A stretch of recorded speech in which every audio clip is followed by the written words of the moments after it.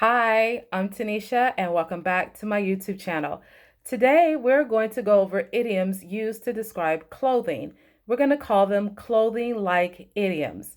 I hope this video greatly helps you with your English learning language skills, and we are going to get started. Here's a picture of what we're going to be doing today, describing clothes, clothing-like idioms. On the paper, you see a pair of pants, shoes, and a shirt.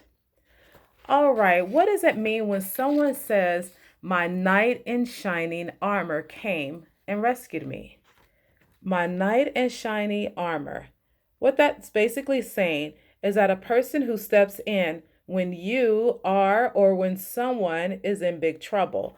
For example, your car dies on the side of the road, but your knight in shining armor comes to rescue you by changing out your tire.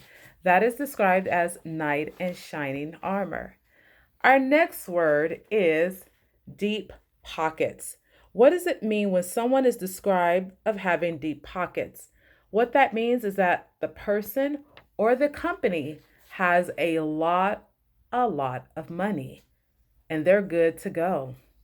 Our next word and phrase is a person is described as a wolf in sheep's clothing. When a person is described as a wolf in sheep clothing, they seem like a really good person, but once you get to know them, they're not the person you thought they were. So you're describing them, or they're described as a sheep, a sheep in wolf's clothing. Next up, we have when a person works very hard, they're described as working their socks off, or working your tail off, or it could be working your butt off. That means someone is working very, very hard, long hours, they're putting in the work, and they're literally working their socks off. Our next phrase is rags to riches. When a person goes from rags to riches, basically they're saying they went from poor to being rich, to having no money to having plenty of money. That is rags to riches. Our next phrase is to earn your stripes. What does it mean when someone says they have to earn their stripes?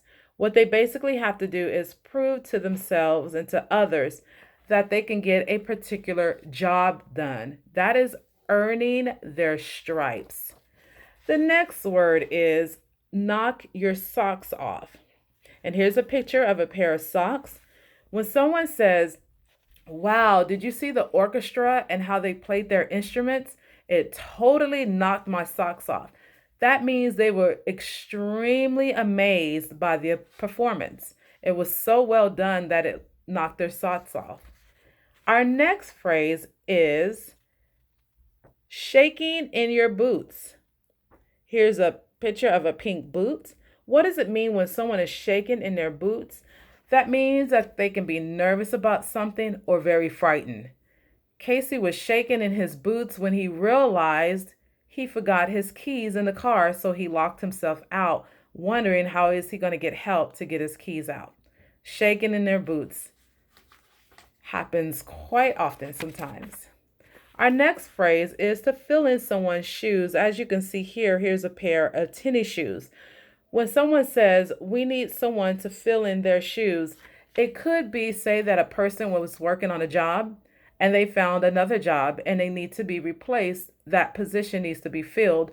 So they're looking for someone who can fill in their shoes, which means basically someone who can do the job just like the previous person did, just as good or even better.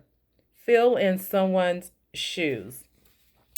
Another idiom is described emotions. Some people wear their heart on their sleeve.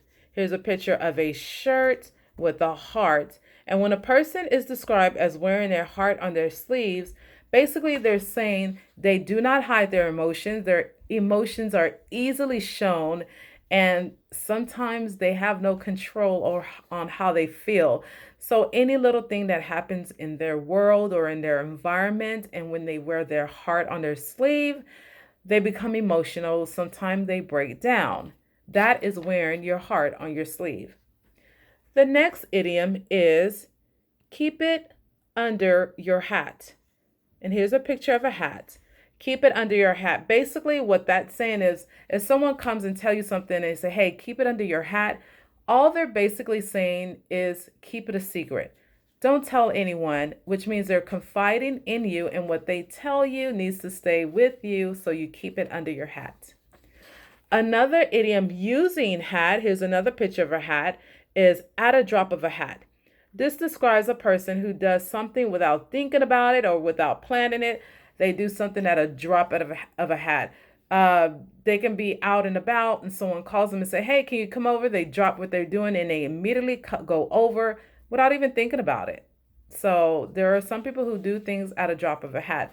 Personally, I don't think that's a great skill to have.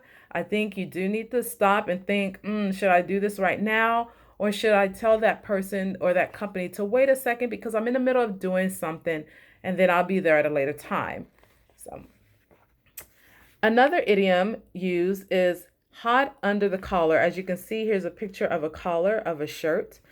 When someone is described as being hot under the collar, basically what they're saying is that person is angry, annoyed, or bothered by something. Jason gets hot under the collar when people cheat on the job. That means that person is very angry about what's being done. Last but not least, another word is dressed to the nines. This is informal. What that means is that when someone is described as, oh, wow, did you see them? They were dressed up to the nines. Basically, that's saying is that that person is well dressed for the occasion. Here's an example. Here's Rihanna. She's dressed for her Fenty. She is dressed to the nines. She has on a very nice dress, a pair of heels. Her hair is neatly combed. She is dressed to the nines. And here's another picture of a lady. Perhaps she's going somewhere. We don't know. But look at her dress. She has on a very nice dress, a nice pair of heels. She's smiling. She is dressed to the nines. I hope you guys enjoyed this short video. I know some of the words were a review, but I hope this video will help you greatly with your learning English language skills. The words will be typed down below. You can look at them, you can practice with them, and write them down. Hope you're having a fantastic day. Again, this is Tanisha. Thank you so much for stopping by at my channel, and I will talk to you soon. Bye-bye.